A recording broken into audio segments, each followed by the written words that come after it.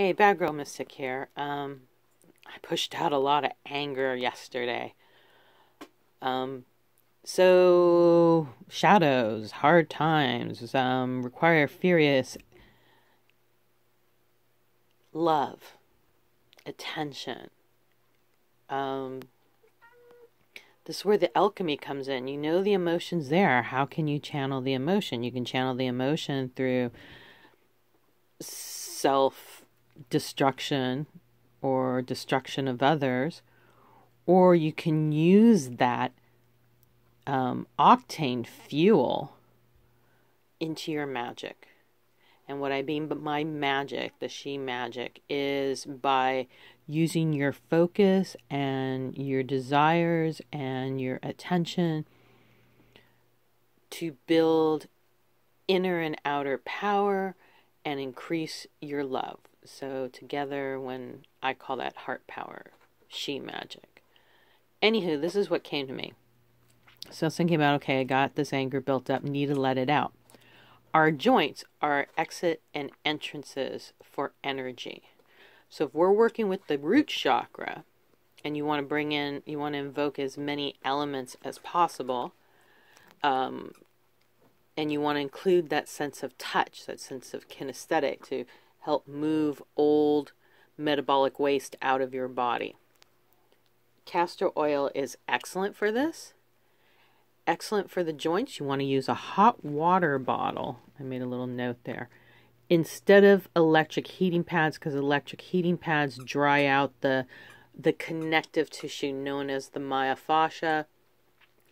And when that connective tissue has scars, when it dries out, it leaves dry little hard knots like your nails, and this is where we get a buildup of fluid on the surface of the skin, is what's referred to as edema. We're holding water because we're holding muscle tension. We're holding our fluid stagnant, and we need to release that. We're holding emotions stagnant, and the way we stop an emotion is we squeeze our muscles. Think of Yosemite Sam getting mad and him squeezing his fist as he jumps up and down and squishes his face. So pay attention to your body language next time you feel anger coming up. So earth is the root, is the castor oil, the plant. Water is the hot water bottle. Fire is to put the heat in. And then I add an invocation that focuses on effortless flow, releasing what is no longer needed, releasing old software. That's really, it's like old cells that held information are holding in place to protect you, these old experiences and values and beliefs and life code that we've built on this foundation of experiences. But when we have that deeper awareness, when we're moving into honoring like what we've been given, and take some time to figure out, how does this body work? How do my emotions work?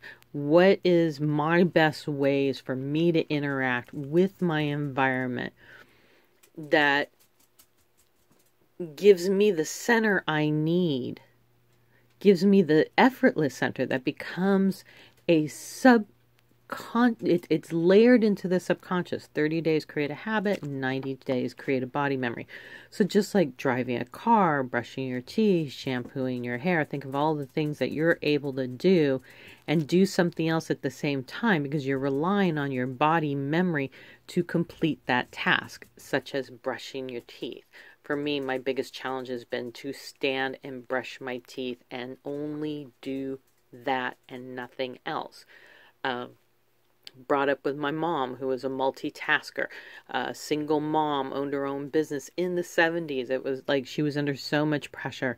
And so everything was fast. My first Spanish word was andale. It was andale, Carmelita, andale. Like, I fucking hate being called Carmelita because it was always andale. It was always move your ass before I move it for you.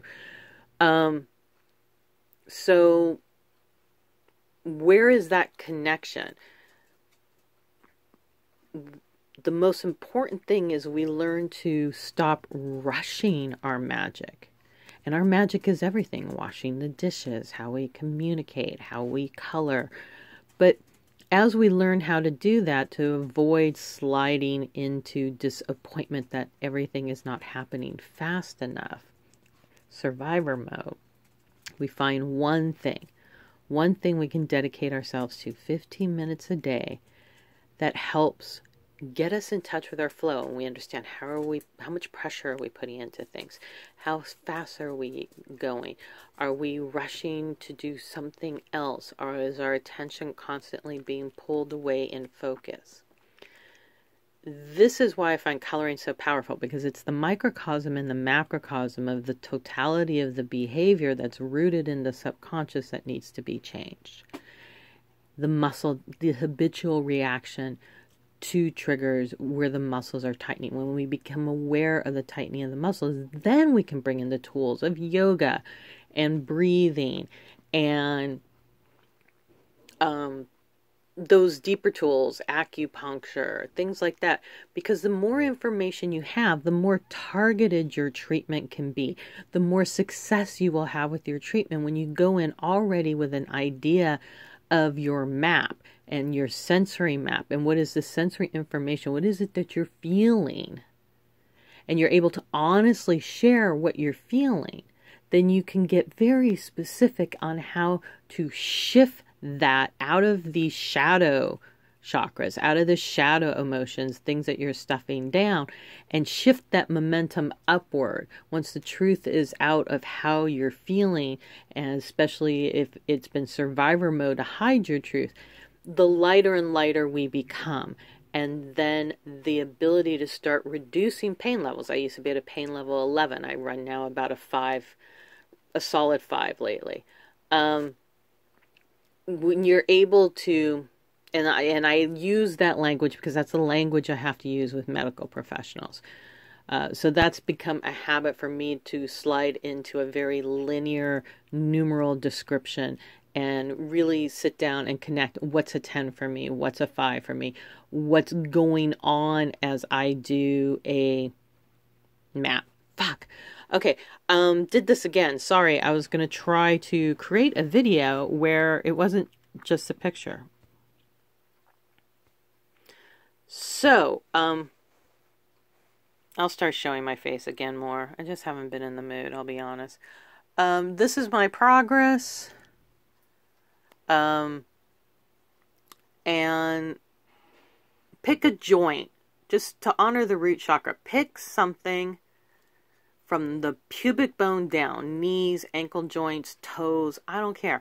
Rub some castor oil, put some hot water over it, and hold it, and just give it love and tenderness, and slightly start brushing out above the area of the foot any tension or tightness you feel.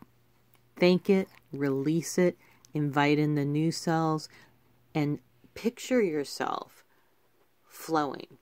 Picture yourself moving through the world with ease. So that's my root chakra transformation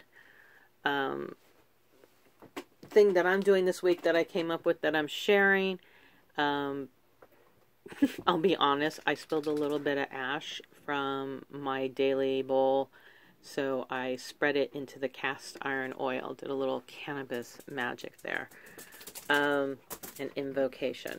So this is just real quick. This is where I'm at. I'm practicing with the pencils. I'm shading. Colors once again for February are purple, light blue, and yellow. I'm liking how my water, Bridget's spring water, is turning out, and my pink beryl stone.